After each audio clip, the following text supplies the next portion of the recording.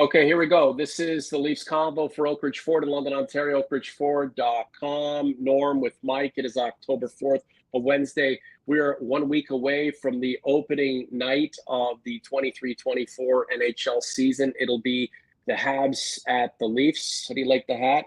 LMBL champions. Last time we were together, Mike, I was ramped up for the big game. Braves and Wolves, who went 11, a bunch of old fogies going 11 innings, and it was almost flawless baseball in a league that is just rife with errors and deficiencies and inefficiencies and all that stuff. It was a throwback, and shout out to my boys, the LMBL Wolves 1-0 over the Rays, taking, I think, our fourth title in the last 10 years. So that's been, something I've been thinking about for the last several days. It's been a lot of fun. The Jays are done, out 2 games straight against the Minnesota Yankees 1976. Jesus Christ, this team, it's not hard to beat the Blue Jays when they can't hit, Mike. I'll let you get this out of the way. I mean, clearly you want to, dance on the grave of the Jays. So do that now, and then we'll get into some hockey talk for 15 minutes. Dance, monkey, dance. No, I'll just say this. It's like the Minnesota Twins, up until yesterday, had not won a playoff game in 18 years. Yep. That's all I have to say. Dave Arupuranam, OG, Leafs use of analytics, and now the Blue Jays. I mean, the word is that Jose Barrios, who was dealing, even though there was a bit of potential trouble on the horizon, was just pulled because the analytics guys upstairs, I don't know if it's led by Ross Atkins or his crew, knew ahead of time that was when he was coming out of the game, even though he was dealing and pitching as well as he could against his former team. And at some point, you're going to have to throw the stats out the window, especially when it's a do or die game, and just let guys be who they need to be. But we can digest that over the next weeks and months to come. Danny Grinnick's here. Good evening, gentlemen. Thank you for the cast. Thank you. We got Jeremy Dubb, OG. What's up, gentlemen? Joe Shedler. Jesus, this is your life, Leafs Convo. Hey, boys. Hope all is well. Blue Jays, blah. And Wilfred Witzke, Blow Jays. All right. We'll leave it at that. William Nylander back on the wing. Fraser Minton, the new third-line center for the future Stanley Cup champion Toronto Maple Leafs. Yeah, I do. Again, I have watched William Nylander since 2014. Since 2015, actually, when he came to the Marlies out of the SHL after the World Junior. He played center at the World Junior. He played center at the SHL. He had tried to play center with the Marlies and various times with the Leafs. None of those times did he look like a center that was trustworthy. And why is that? Because defensively, he's just not he's his father's son. He's his father's son. His father was a brilliant offensive weapon. Right. He did not want to play in his own end. He's gotten better.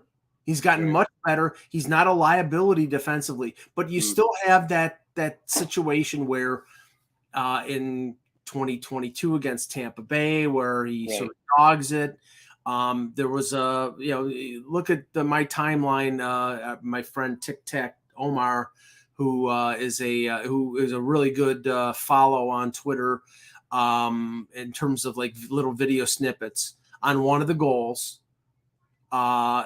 He's dogging it. He gets beaten, and I'm sorry, you cannot allow that kind of approach. Right.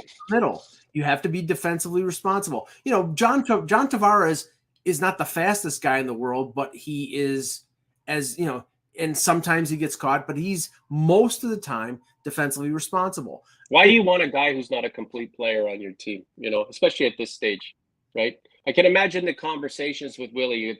It's what did you call Dr. Willie and Jekyll Hyde or whatever the hell it's called? Dr. Jekyll and Willie Hyde. No. Now you got me flustered here. Dr.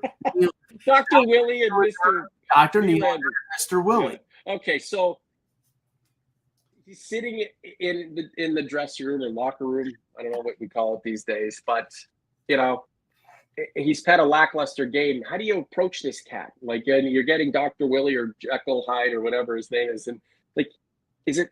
Oh, William, you think you can maybe become a greater professional than you already are and be better in all three zones and round out your game? We already know you're effervescent offensively.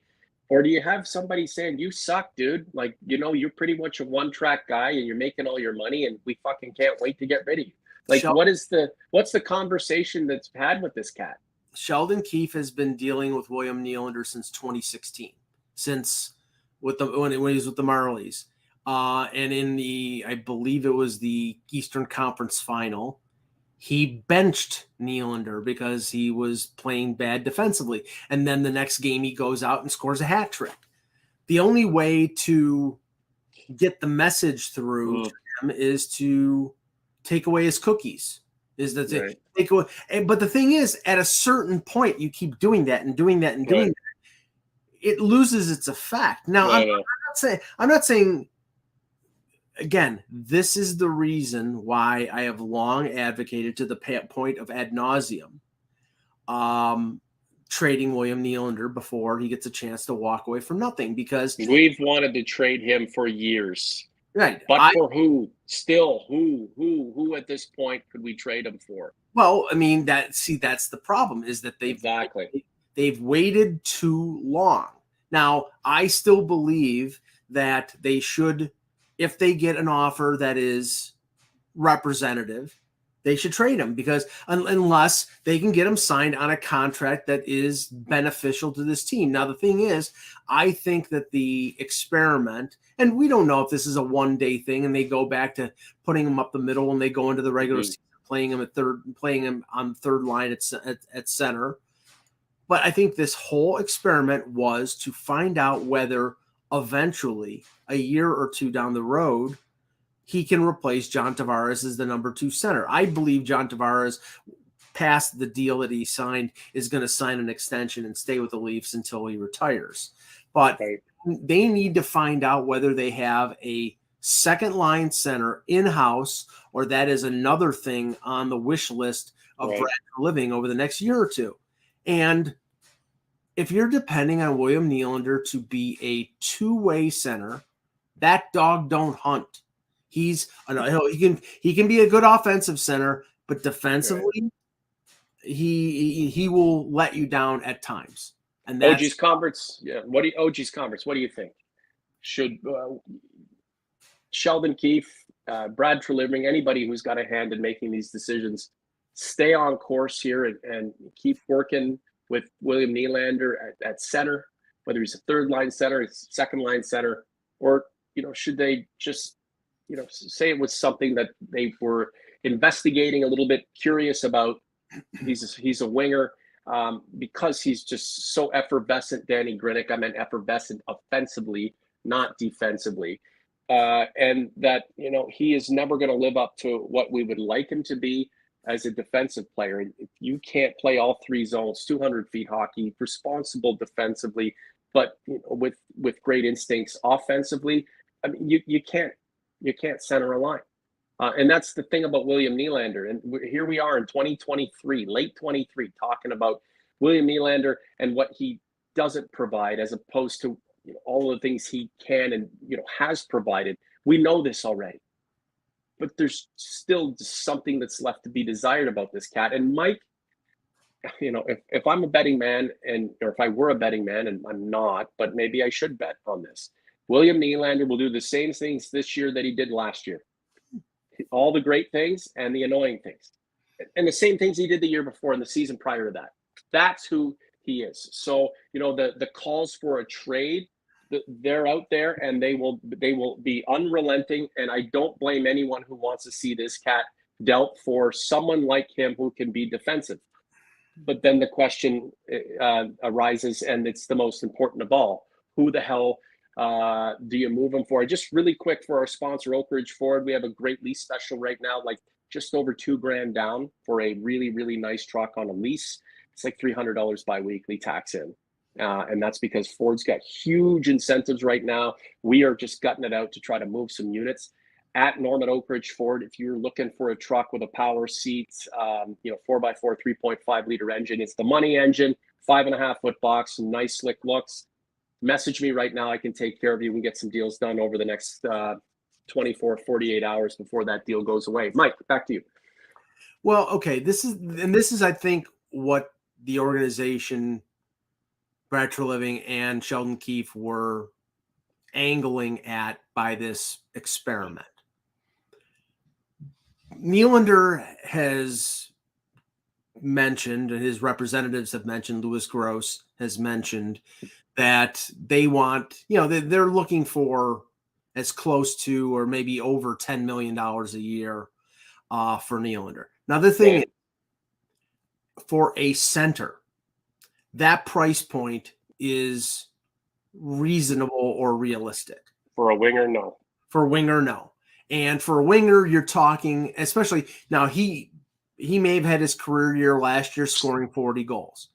Right. Maybe he can score more. But right now, this team, where they're currently constructed, the way they're currently constructed, with Austin Matthews making 13.25, with Marner probably going to be making probably 11.5 to 12 million on his deal, you can't afford William Nylander at 10 million or 9.5 million if he's not playing center. If he's playing center, then you can afford it, because up the middle, that's the price point of a top line or second line center. Can I just add something and then you can continue? I don't like paying double-digit millions per year to an incomplete player. I just don't like it. And it's not like if Marner were gone or Nylander were gone, that the Leafs couldn't replace those guys with other guys who are close to or maybe better in certain circumstances, in the right circumstances, and make less, maybe more. It's just not like the entire the franchise's survival hinges on Marner and Nylander being a part of it. And Nylander's are not quite as complete a player as Marner, but Marner drives people nuts too. It's just, if we're looking at Nylander specifically, because he's the one looking for the big money right now and thinks he's worth 10+ million. For what? Just for 40 goals and 80 points? Like, be a complete damn player, and he is not, which is fine. So make the money that should be allotted to a guy who is incomplete. Well, yeah, I mean, I agree, but the thing is that when you have the whip hand, you're going to, run with it, and right. How did he get the whip hand? Well, because he's 1 year away from unrestricted free agency, and that's the whole point. The whole point was, if you got him on of the four, the most friendly of the core four deals. That doesn't mean. I mean, we can talk about how he got there and how that's the best deal of the four, but that's not the point. The point is he is not. He's a good player. He's a really good offensive player. He's not a complete player. And if you're going to pay him $10 million or close to $10 million, you need him to be more complete than he is. And if LJ, Mike, Nylander to Calgary for 10 of a first rounder, then sign Kane if possible. Perfect. Well, I don't think Calgary is trading Tanev, at least not right now. I don't think they're trading a first-round pick right now, because they're a borderline playoff team. And then the other question is, can they sign Nylander? You're trading him with a year left. They're not going to trade a first-round pick and a defenseman for a guy that they can't sign. This is where the Leafs have sort of painted themselves into a corner. Now, all we heard over the summer is that they didn't get the offers that they were looking for him, so it was more beneficial for them to keep him. Well, okay, I look at, and I said this, when you saw Kevin Fiala traded from Minnesota to LA, they got a first-round pick and a prospect defenseman named Brock Faber, who is probably going to be one of their top four defensemen this year.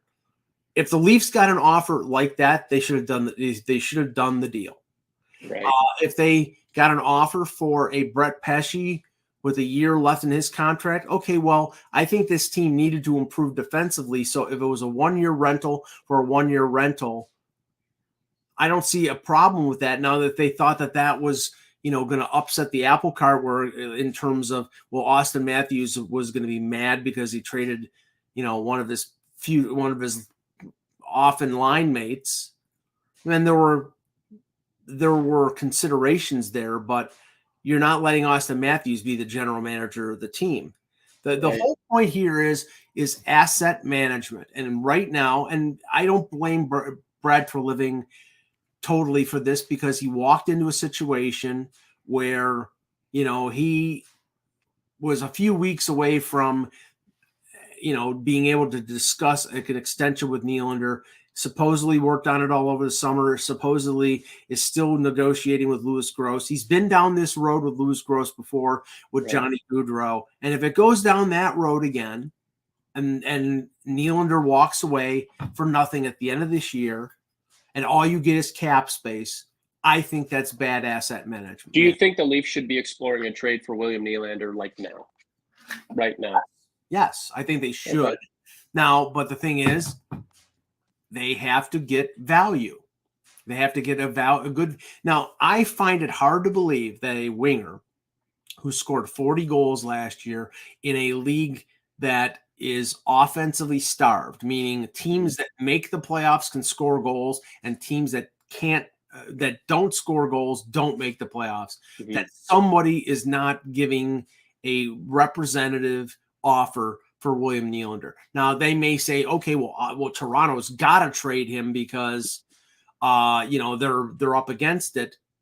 Why the hell, Mike? And I hate to interrupt you, but we'll keep it short tonight. Yep. Why the hell is it William Nylander just incredibly sought after? Why aren't their team? So if Edmonton said we're putting Connor McDavid on the block, or it was out there, we just can't find the right somebody stepping up to the plate. If William Nylander's as great as his management team thinks he is, the Nylanderites believe he is. It's not necessarily just about the Leafs trying to find a suitor. It should be a lineup of teams saying, "Here, take our guys. We want this cat because we believe in him. We believe he is a top 50 player in the league." And we feel he fits into our group, and he can be the guy, not just the straw, the straw that stirs the drink or the cherry on top, but just an integral piece. If he were that great, don't you think teams would be making offers to the Maple Leafs that would be very difficult for this organization to refuse? I think those teams have made the calculation that we'll wait one more year and get him for free instead of paying the price that the Leafs are asking for, right, and having to pay him on top of that. So that's why people who were pro trading Nylander thought it should have been done 2 years ago or last year, when he had multiple years left in his contract. Right. Now that you've gotten to the point where it's 1 year, this is where the corner that you painted yourself into. Yeah, this is again, OG's converts. We're just talking, right?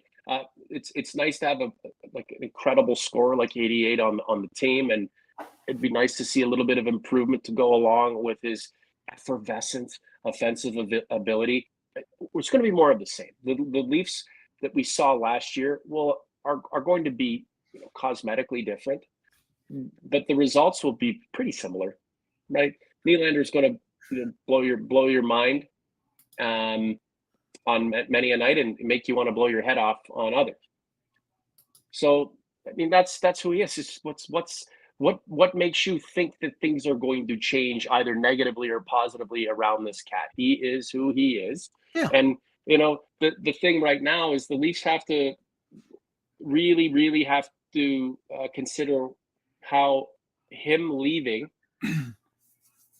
without getting anything is going to affect this organization going forward.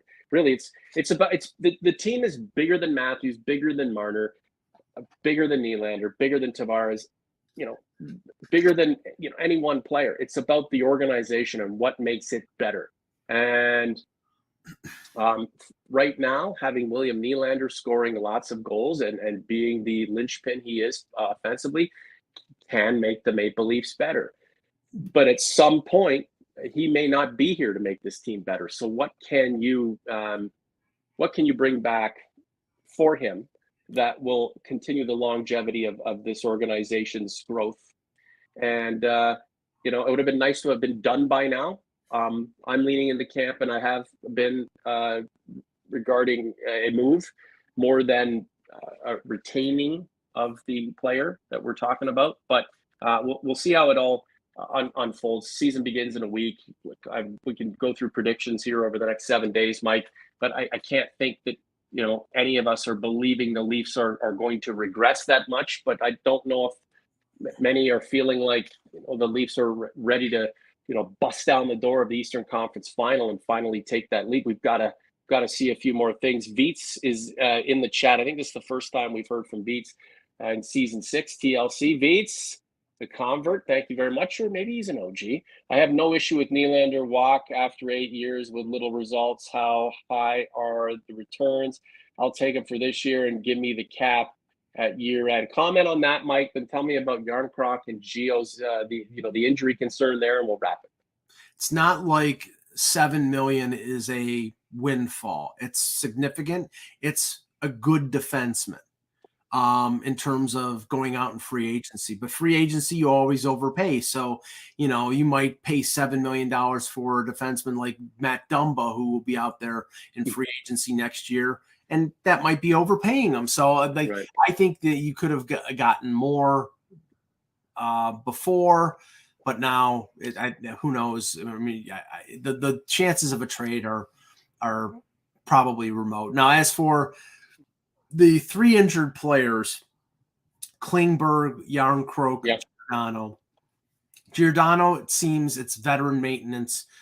No point in really putting him out there when he's 40 years old in a preseason game. He's going to be ready at the start of the season. So I think they were just being careful. He turned 40, I think it was yesterday. Yarncroc had a sore neck early in training camp. He's probably going to play one of the 2 games against Detroit to end the preseason.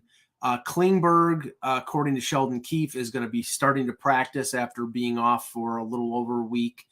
Again, they're just being careful right now with guys that they expect to be part of their starting 20, and based on their cap situation, they're not going to be able to carry more than 20.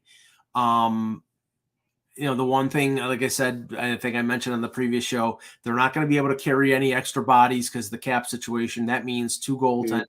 That means probably waiving Martin Jones. I believe Martin Jones will probably get claimed by Tampa Bay because Tampa Bay is desperate for a goaltender. Vasilevsky out. So one interesting thing that's come out of the visit to Gravenhurst is the fact that Fraser Minton was one of the reasons why Nylander was moved to the wing, because they're giving him a long and extra look. I think they're going to send him back to junior, but I think they've been impressed with the way he's played. Wow, yeah. Probably going to play the last 2 games.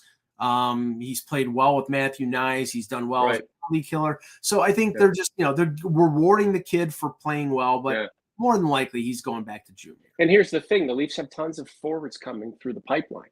Guys that they're giving extra looks to, guys they're encouraged about, guys they're rooting for, hoping can overcome injury and make strides. So it's William Nylander is a necessary evil right now, but he's not necessary in the future, right? And same for other veteran players who could be supplanted by youth over the next little while. Mr. Captain 93, $7 million might get you a goalie. Donnie does dishes. That kind of money can get you 2 solid defensemen. We see where you're going with this. Theo 99, do you think Nylander will stick at center for the full season? No. He's not going to make it to the regular season at center.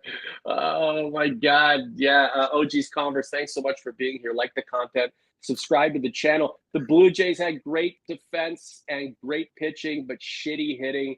The Leafs should have great offense. Will they have, a great defensive group and great goaltending to match, Mike? I think it's going to be really good offense, adequate defense, and goaltending, we don't know. I think that Samsonov and Wall will be solid, but I do think their defense is not good enough to get them to where they need to be. So, we'll see what happens. I would rather have incredible goaltending, really, really reliable and all-star caliber defense and adequate offense than the other way around. Mike, you can score all day, but if you're not responsible in your own end and you can't keep the puck out of your net, you are done.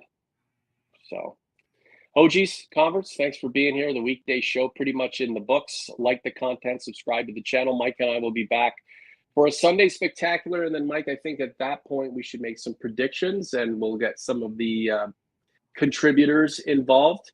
Don't forget, youtube.com/the Leafs Convo/community. I swear I'm going to put a poll up. We'll get something together and you guys can interact with us. HockeyBuzz.com is where you can find Mike's latest, probably a ton of content there that you haven't sunk your teeth into or dove into previously, but you get a chance to dive into it now. A lot of it pertaining to the season opener that's coming in a week's time. From a car perspective, I told you we have all sorts of deals. Come and take a few F-150s off my hands. I'll make sure you get the best deal in the country at Norm at Oak Ridge Ford to get that conversation started. Mr. A, thanks for being here, my friend. And who's going to win the World Series? I think it's going to be Orioles and Braves, and I'd have to go with the Braves. Yeah, it's just too soon for the Orioles, is it not? It would be something, though. It is. Let's just say this: anybody but Houston. Yeah, the Orioles were a trash heap a couple of years ago. I remember the Jays beat them like 19 out of 20 times, and look at them now, right? That the prospects, draft development, patience, and here they are. I hope they don't fuck it up. I really don't. And you think that with all that talent that there's no way they can? Oh yes, there's always a way. We gotta go. Thanks guys for being here. We'll see you in a few days.